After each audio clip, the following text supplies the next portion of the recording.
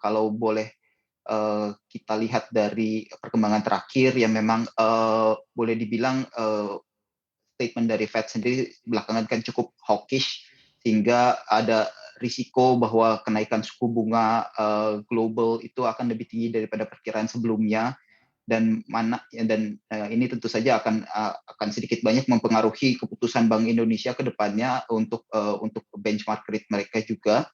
Tetapi ya boleh dibilang dengan kondisi Indonesia saat ini, di mana current account kita cukup baik, dan juga trade balance kita masih sangat baik, maka boleh dibilang kita punya buffer yang cukup untuk tidak serta-merta mengikuti apapun yang diputuskan oleh Fed. Jadi kalau dari kami sendiri, prediksi kami kenaikan suku bunga di Indonesia sendiri itu masih terbatas di 50 bips, walaupun tentu saja seperti tadi saya sampaikan di awal, potensi upside risk dari ini, maksudnya kenaikan suku bunga di atas ini masih terbuka.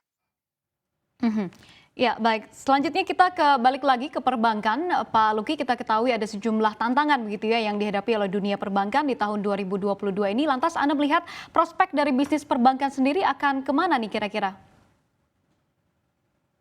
Ya, jadi mungkin kalau berdasarkan parameter yang kami pakai, kalau dari sisi operating environment perbankan sendiri itu kami melihat bahwa kondisinya itu masih stabil. Jadi masih ada peluang bahwa profitabilitas itu akan meningkat karena perbaikan di sektor makro di ekonomi, di pertumbuhan ekonomi Indonesia.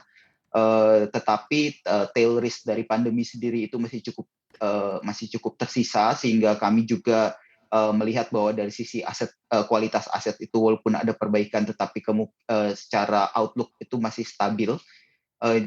Jadi kalau berdasarkan pembicaraan kami dengan beberapa bank, mereka memang ekspektasinya adalah credit cost itu kemungkinan besar akan turun dibandingkan tahun lalu, tetapi masih akan tetap berada di atas level pre-pandemic.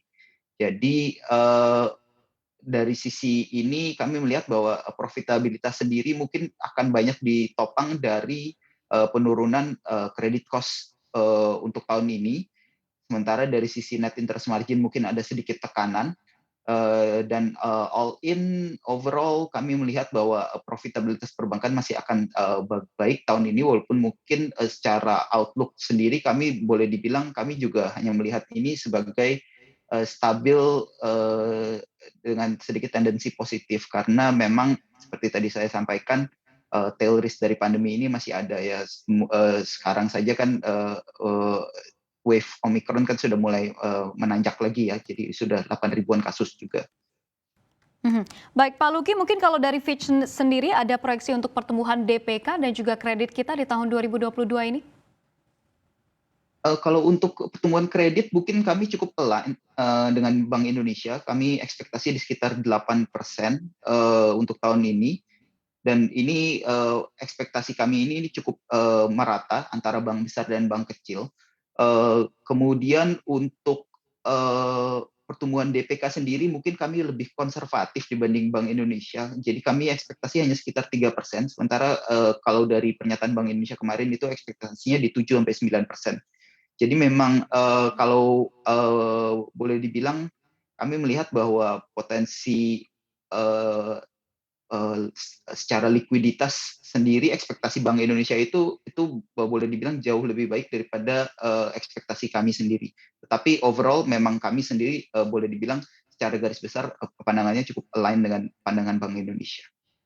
Baik, Pak Luki, berbicara terkait dengan kinerja dunia perbankan kita di tahun 2021 lalu ini cukup cemerlang, di mana kalau kita lihat bahkan ada perbankan yang mencetak laba bersih 3 kali lipat dibandingkan tahun sebelumnya. Nah, apa yang menjadi penyebabnya, dan juga untuk di tahun 2022 ini Anda melihatnya seperti apa? Apakah masih bisa untuk para perbankan kita ini mencetak kinerja yang sangat cemerlang? Ya tadi seperti tadi saya sudah sampaikan, akan sangat sedikit banyak ditentukan oleh credit cost untuk tahun ini, dan dari pembicaraan kami dengan beberapa bank, ekspektasinya itu akan turun secara moderat untuk credit cost.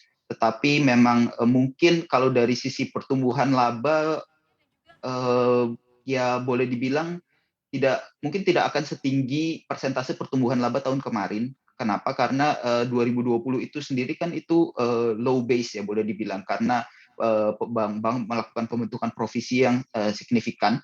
2021 itu boleh dibilang sudah back to normality, dan 2022 ini boleh dibilang ya mungkin kondisinya sudah sangat mendekati normal. Jadi memang secara profitabilitas kemungkinan pertumbuhannya tidak akan sebesar tahun kemarin.